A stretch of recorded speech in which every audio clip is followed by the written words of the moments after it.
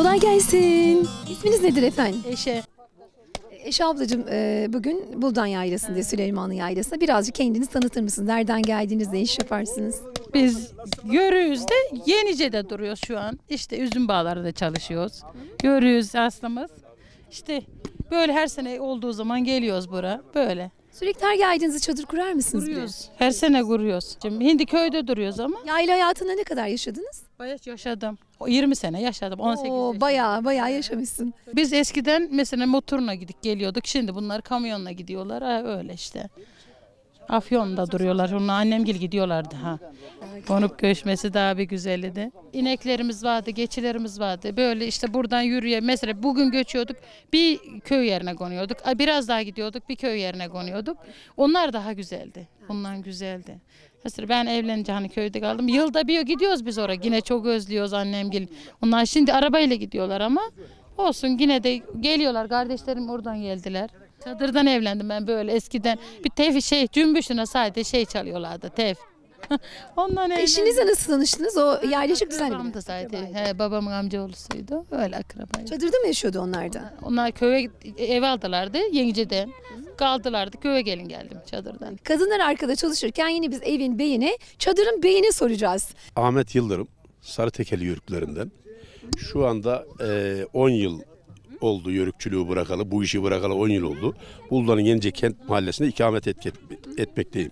Şu anda mevcut çalışanların bir kısmı, bacanağım, kuzenlerim şu anda Uşak'ta.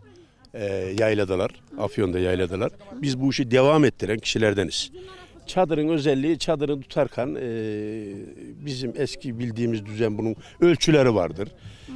Ölçüleri ayarlarsın, hasırını dolarsın, stilini çekersin. Buradan yarın 1-2 gün sonra, burada konakladıktan sonra kalkmak icap ederse buradan sökeriz aynen hemen çadırı. 10-15-20 dakikanın içinde sökeriz çadırımızı, buradan yolumuza devam ederiz.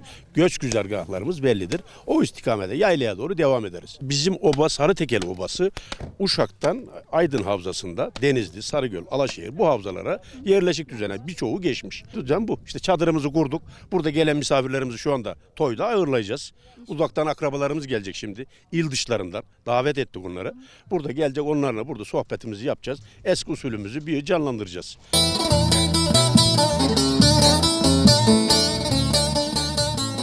Geçilerimizi, oğlaklarımızı getirdiğimiz zamanlar bilen keyfe gelirdik. Sazı elimize alırdık.